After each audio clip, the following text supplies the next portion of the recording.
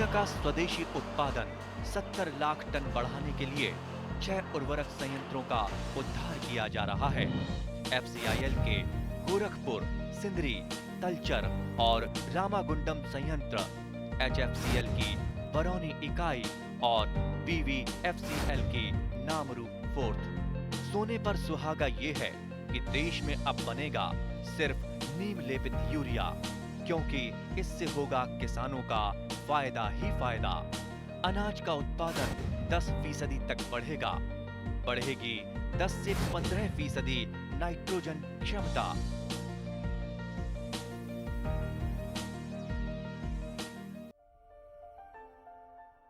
भारत सरकार का हर प्रयास किसानों की प्रगति को दे रहा एक नया विश्वास। देश के किसानों के प्रति समर्पित भारत सरकार विशेषकर पूर्वोत्तर राज्यों और अंडमान निकोबार के कृषि क्षेत्र के विकास के लिए नए प्रगतिशील कदम उठा रही है, जिससे वहां के किसान तेजी से तरक्की कर रहे हैं। कृषि क्षेत्र के विकास को अनवरत जारी रखते हुए माननीय प्रधानमंत्री श्री नरेंद्र मोदी जी के नेतृत्व में भारत सरकार ने एक दूरदर्शी निर्णय लेते हुए देश में राष्ट्रीय खाद्य तेल मिशन ऑयल पाम की शुरुआत की है, जिससे पूर्वोत्तर राज्यों और अंडमान निकोबार के किसानों को विशेष लाभ मिलेगा। पूंजी निवेश में वृद्धि होगी, खाद्य तेल आयात पर निर्भरता कम होगी और रोजगार के अवसरों का सृजन होगा। खाने के तेल में आत्मनिर्भरता के लिए अब राष्ट्रीय खाद्य तेल मिशन ऑयल पाम का संकल्प लिया गया है। नॉर्थ ईस्ट और अंडमान निकोबार द्वीप समूह ये वो क्षेत्र हैं जहां आसानी से पाम की खेती हो सकती है, पाम ऑयल का उत्पादन हो सकता है। इस मिशन के अंतर्गत ऑयल पाम का रकबा और पैदावार बढ़ाने पर जोर देने के लिए सरकार ने 11,000 करोड़ रुपए से अधिक की सहायता राशि निर्धारित की है। मिशन के तहत सरकार ने ऑयल पाम की खेती के लिए रोपण आदि की सहायता में बढ़ोतरी करते हुए पहले मिलने वाले 12,000 रुपए प्रति हेक्टेयर को बढ़ाकर 29,000 रुपए प्रति हेक्टेयर तक कर दिया है। पौधारोपण सामग्री की कमी दूर करने के लिए बीजों की पैदावार करने वाले बागों को भी सहायता दी जाएगी, जिसके तहत प्रति 15 हेक्टेयर क्षेत्रफल के ऑयल पाम उद्यान के लिए 1 करोड़ और नर्सरी विकास के लिए 50 लाख रुपए का प्रावधान है। 30 वर्ष की आयु के पुराने बगीचों के पुनरुद्धार के लिए 250 रुपए प्रति पौधा का एक मुश्त अनुदान दिया जाएगा। पूर्वोत्तर और अंडमान को विशेष सहायता के तहत उनकी क्षेत्र संरचना, जलवायु एवं अन्य परिस्थितियों के अनुसार विभिन्न मदों में, जैसे हाफ मून टेरेस में 4,000 रुपए प्रति हेक्टेयर, बाड़ या बायो फेंसिंग तथा लैंड क्लियरेंस के लिए 7,000 रुपए प्रति हेक्टेयर और एकीकृत खेती के लिए 10,000 रुपए प्रति हेक्टेयर का प्रावधान है। प्रारंभिक 4 वर्षों की अवधि में रखरखाव और अंतर फसल के लिए 50,000 रुपए प्रति हेक्टेयर का प्रावधान है। किसानों के लिए रोजगार के अवसर पैदा करने और उद्योगों को बढ़ावा देने के लिए 5 मीट्रिक टन प्रति घंटा क्षमता वाली नई पाम ऑयल मिल की हर इकाई के लिए 5 करोड़ रुपए तक के अनुदान की व्यवस्था है और क्षमता में वृद्धि होने पर अतिरिक्त धनराशि का भी विकल्प उपलब्ध है। सेंट्रल सरकार इना ऑयल पाम स्कीम थरन रुंदुआ नहीं दौने तुतेन कन हाक ले कन छपुई गई पो कन बेसे। ऑयल पाम के किसान ताजे फलों के गुच्छे यानी FFB का उत्पादन करते हैं, जिनकी वर्तमान में कीमतें अंतर्राष्ट्रीय मूल्यों में उतार चढ़ाव के आधार पर तय होती हैं। पहली बार केंद्र सरकार ताजे फलों के गुच्छे की कीमत के लिए किसानों को आश्वासन दे रही है। ये व्यवहार्यता मूल्य यानी VP कहलाएगा, यानी किसानों को कोई घाटा नहीं होने दिया जाएगा। इन प्रावधानों से किसानों को बाजार के उतार चढ़ाव से संरक्षा भी प्राप्त होगी। व्यवहार्यता मूल्य VP तय करने की शुरुआत 1 नवंबर से होगी और अगले वर्ष 31 अक्टूबर तक जारी रहेगी। इसे ऑयल पाम वर्ष कहा जाएगा। इससे पूर्वोत्तर राज्यों और अंडमान निकोबार में खेती के बेहतर अवसर पैदा होंगे और किसानों को मुस्कुराने की एक और नई वजह मिलेगी। ভাৰত চৰকাৰৰ বিজ্ঞান আৰু প্ৰযুক্তি মন্ত্ৰালয়ৰ অধীনৰ জৈৱ প্ৰযুক্তি বিভাগৰ বিত্তীয় অনুদানৰ জৰিয়তে কামৰূপ গ্ৰাম্য জিলাৰ হাজো অঞ্চলৰ গেৰুৱাত অৱস্থিত আঞ্চলিক বৰষুণ নিৰ্ভৰশীল দ ভূমিৰ ধান গৱেষণা কেন্দ্ৰ চলি থকা জৈৱ প্ৰযুক্তি কিষাণ হাব নামৰ প্ৰকল্পটিৰ জৰিয়তে যোৱা 12 নৱেম্বৰ 2021 চন তাৰিখে ধান দিৱস নামৰ অনুষ্ঠানটি উদযাপন কৰা হয়। উক্ত গাম্ভীৰ্যপূৰ্ণ অনুষ্ঠানটিৰ মুখ্য অতিথি হিচাপে ৰাজ্য চৰকাৰৰ প্ৰাক্তন কৃষি উৎপাদন আয়ুক্ত মৃগেন্দ্ৰ কলিতাই অংশগ্ৰহণ কৰে। আমন্ত্ৰিত অতিথি হিচাপে অংশগ্ৰহণ কৰে অসম ৰাজ্যিক বীজ প্ৰমাণীকৰণ সংস্থাৰ সঞ্চালক ডাক্তৰ কৈলাশ বৰ্মন, জ্যেষ্ঠ কৃষি বিজ্ঞানী তথা কামৰূপ কৃষি বিজ্ঞান কেন্দ্ৰৰ মুৰব্বী ডক্তৰ ধীৰেন কলিতা, জ্যেষ্ঠ কৃষি বিজ্ঞানী তথা বাক্সা কৃষি বিজ্ঞান কেন্দ্ৰৰ মুৰব্বী ডক্তৰ উৎপল শৰ্মা আৰু জ্যেষ্ঠ কৃষি বিজ্ঞানী তথা দৰং কৃষি বিজ্ঞান কেন্দ্ৰৰ মুৰব্বী ডক্তৰ আব্দুল হামিজে। উক্ত অনুষ্ঠানটিত বৰপেটা জিলাৰ লগতে দৰং আৰু বাক্সা জিলাৰ পৰা অহা প্ৰায় 160গৰাকী পুৰুষ আৰু মহিলা কৃষকেও অংশগ্ৰহণ কৰে। অনুষ্ঠানটিৰ আৰম্ভণিতে আঞ্চলিক বৰষুণ নিৰ্ভৰশীল দ ভূমিৰ ধান গৱেষণা কেন্দ্ৰটিৰ প্ৰধান বিজ্ঞানী তথা প্ৰভাৰী ডক্তৰ ৰূপাংকৰ ভাগৱতীয়ে মুখ্য অতিথি আৰু আমন্ত্ৰিত অতিথিসকলৰ সৈতে বন্তি প্ৰজ্বলন কৰে। ইয়াৰ পিছতেই কেন্দ্ৰটিৰ প্ৰধান বিজ্ঞানী তথা প্ৰভাৰী ডাক্তৰ ৰূপাংকৰ ভাগৱতী সকলোকে আদৰণি জনায় আৰু সভাৰ উদ্দেশ্য ব্যাখ্যা কৰি এইদৰে কয়। আমাৰ যিটো বায়'টেক কিষাণ হাব প্ৰজেক্ট মই 2020 চনত আৰম্ভ কৰিছিলোঁ। মানে জৈৱ প্ৰযুক্তিবিদ্যা বিভাগক আমি এপ্লাই কৰিলোঁ। এপ্লাই কৰাৰ পিছত আমাক এটা প্ৰজেক্ট চেংচন কৰিলে বায়'টেকনলজি ডিপাৰ্টমেণ্টৰ ফালৰ পৰা, আৰু সেই প্ৰজেক্টটো আমি অসম কৃষি বিশ্ববিদ্যালয়ৰ KVK কৃষি বিজ্ঞান কেন্দ্ৰ বৰপেটা, বাক্সা আৰু দৰঙত আমি তেখেতসকলৰ সহযোগত কৃষি বিজ্ঞান কেন্দ্ৰ দৰং, কৃষি বিজ্ঞান কেন্দ্ৰ বাক্সা, কৃষি বিজ্ঞান কেন্দ্ৰ বৰপেটাৰ সহযোগত আপোনালোকৰ কৃষক বন্ধুসকলৰ মাজত আমি এই অনুষ্ঠানটোৰ প্ৰকল্পটো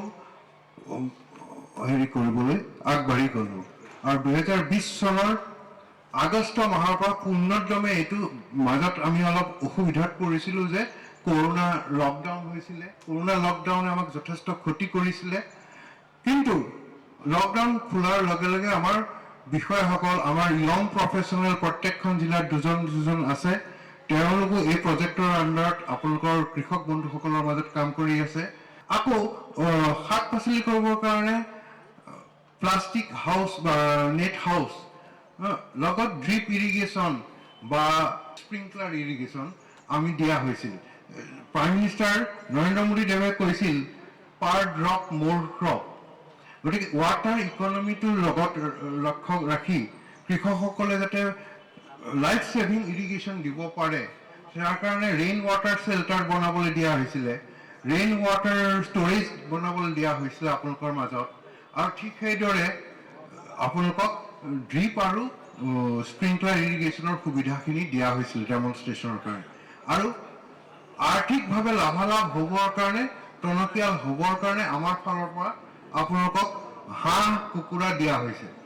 গতিকে এই সকলোবিলাক কৰি আপোনালোকে কিমান আৰ্থিক বিকাশ কৰিব পাৰিছে নাই পৰা, সেইবিলাক কথাও আমি জনাৰ প্ৰয়োজন আছে। আমন্ত্ৰিত অতিথিসকলৰ মাজৰ পৰা গুৱাহাটীস্থিত অসম ৰাজ্যিক বীজ প্ৰমাণীকৰণ সংস্থাৰ সঞ্চালক ডক্তৰ কৈলাশ বৰ্মনে বীজ উৎপাদন আৰু ইয়াৰ প্ৰমাণীকৰণ সম্পৰ্কে বহলাই কয়।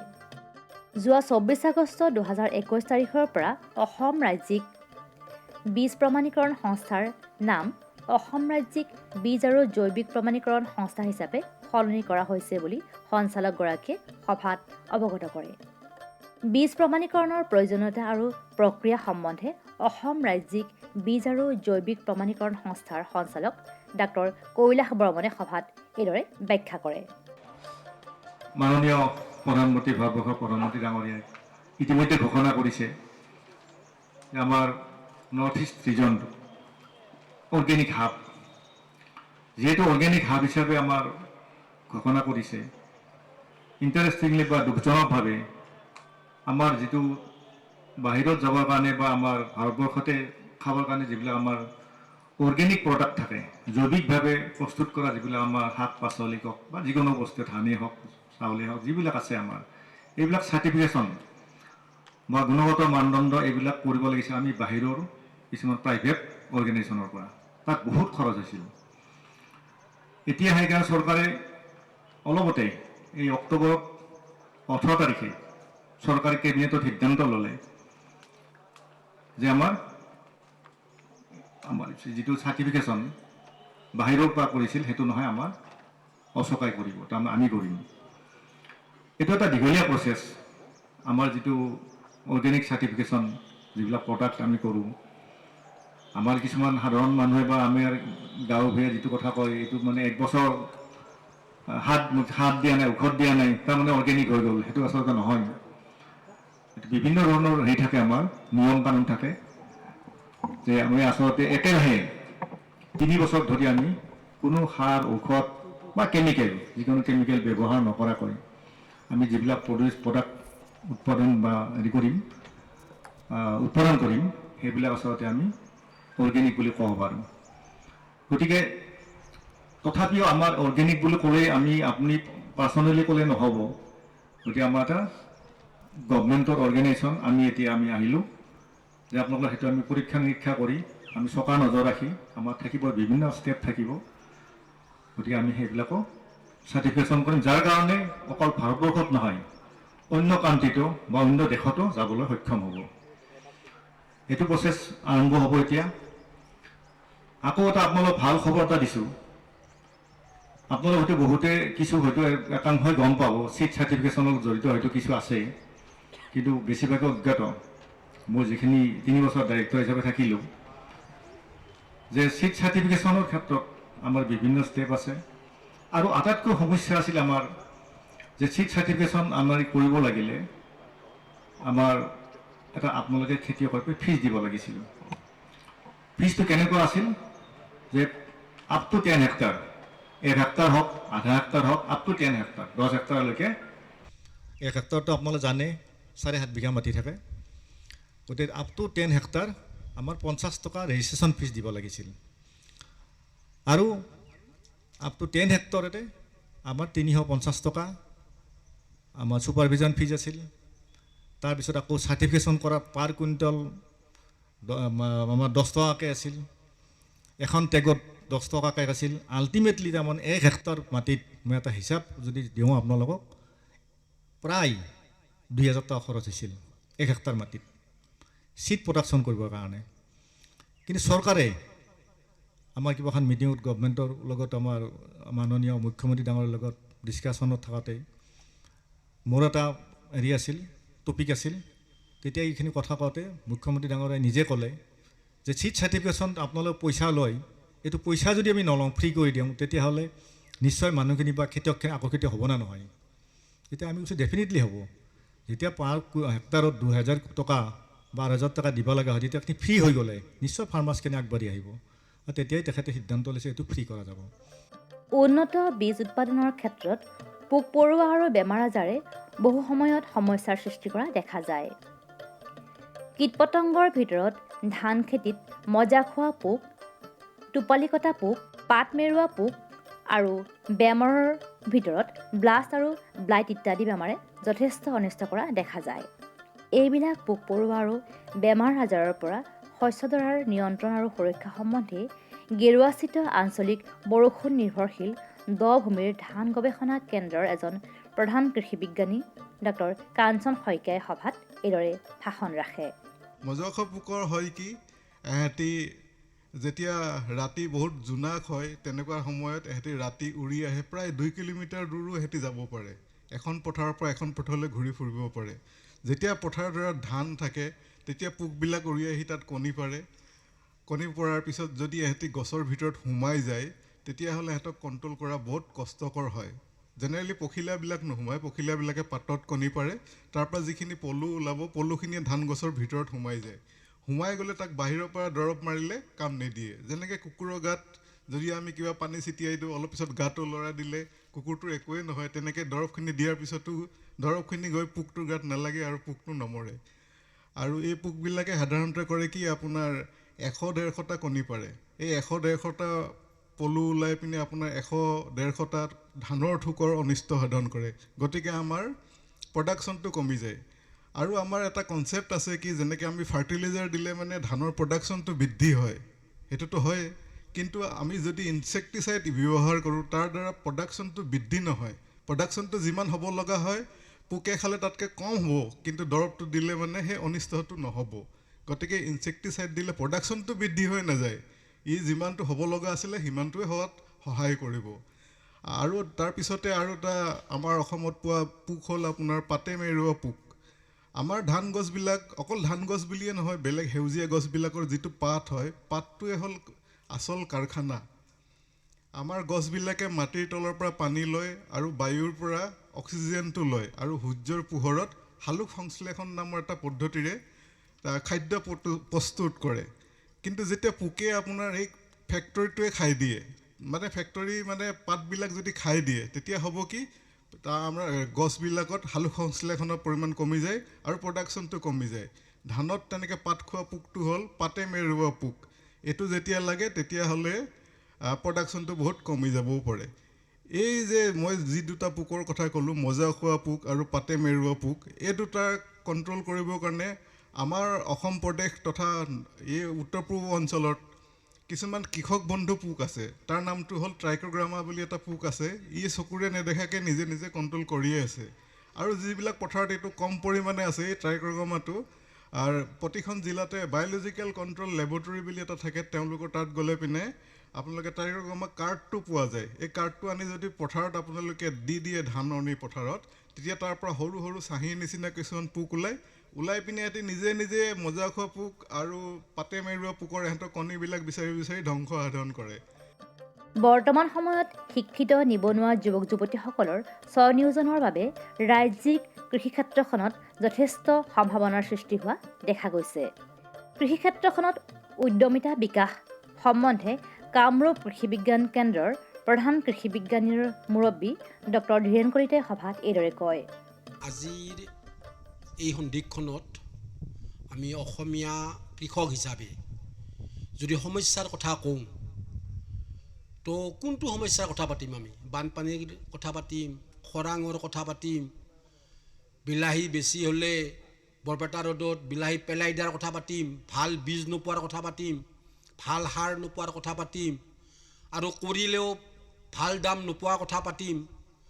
নিজৰ ল'ৰাটোক অন্যৰ দৰে জোতা ইউনিফৰ্ম পিন্ধাই টাই পিন্ধাই স্কুলত দিবলৈ মন আছে, কিন্তু পইচা নাই, সেইটো সমস্যাৰ কথা পাতিম। নিজৰ ল'ৰাৰ বেমাৰ হৈছে 10,000 টকা লাগে, সেইটোও মই লোনত ল'ব লাগে, কোনটো আত্মসহায়ক গোটৰ পৰা, নতুবা কিবা বিক্ৰী কৰিব লাগে, নতুবা সোণে বন্ধকত থ'ব লাগে না, তাৰে সমস্যাৰ কথা পাতিম। বাৰু যিয়েই নহওক, ইমান সমস্যা লৈ আমাৰ কৃষকসকলে এনেকেই আগবাঢ়ি আহিছে। আৰু এইটো ক্ষেত্ৰত যদি আমি যে অলপমান যদি আমাৰ হাতত পইচা আহে, তেতিয়াহ'লে কেইটামান সমস্যা কমচে কম সমাধান কৰিব পাৰিব বুলি যদি আমি ভাবোঁ, তে পইচাটো ক'ৰ পৰা আহিব? কৃষকৰ কাৰণে এটাই ৰাস্তা থাকিল, সেইটো কৃষি, খেতি।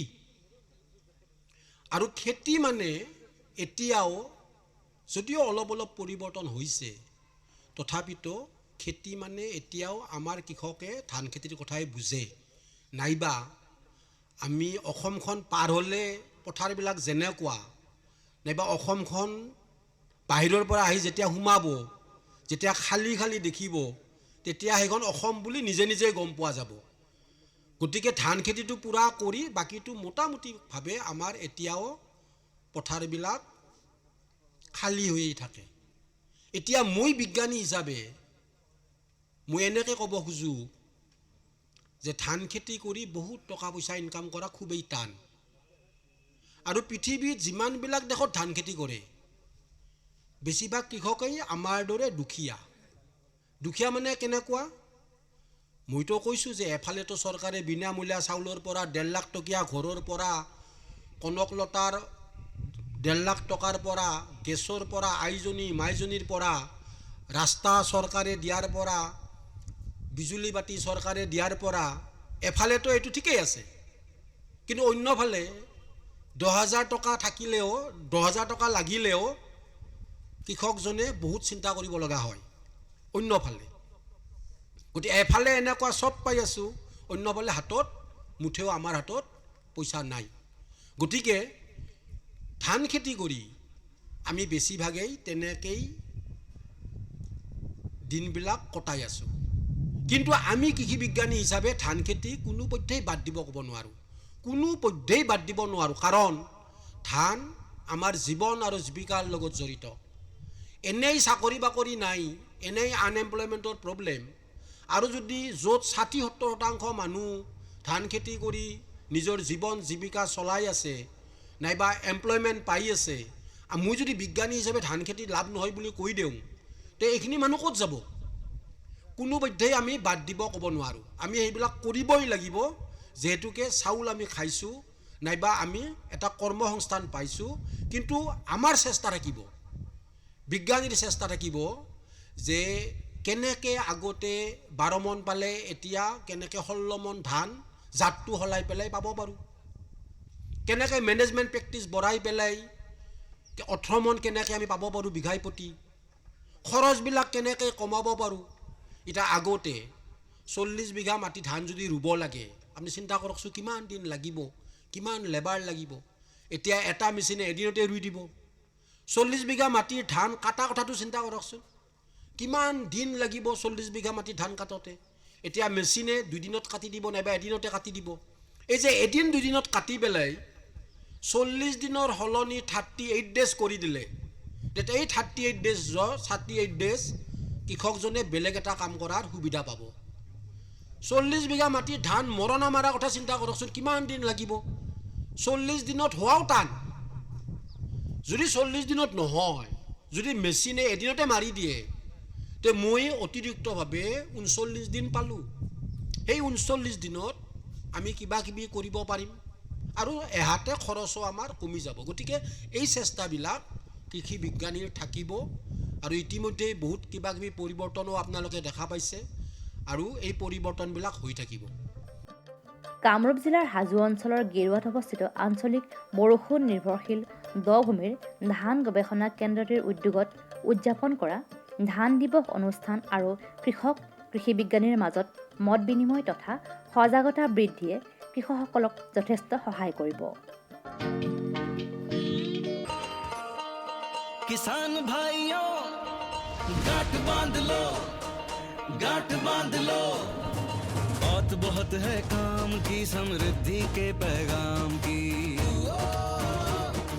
मिट्टी के मिजाज को समझो, मिट्टी के हर राज को समझो, मिट्टी की तुम जांच कराओ, मुफ्त सॉइल हेल्थ कार्ड ले जाओ। कभी मुनासिब बीज लगाओ, सही किस्म की खाद ले आओ, जितनी जरूरी उतनी डालो, सही मात्रा खुद पहचानो, इसको अपना मंत्र बना लो, मिट्टी की सेहत तो जानो।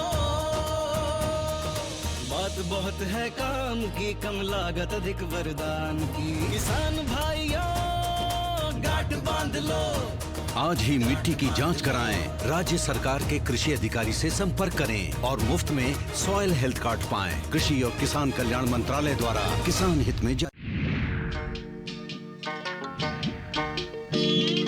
কৃষকসকলৰ বিভিন্ন সমস্যাৰ সমাধানৰ লগতে শেহতীয়া প্ৰযুক্তি আৰু প্ৰয়োজনীয় আনুষংগিক দিশৰ বিষয়ে জানিবৰ বাবে চাবলৈ নাপাহৰিব কৃষি দৰ্শন।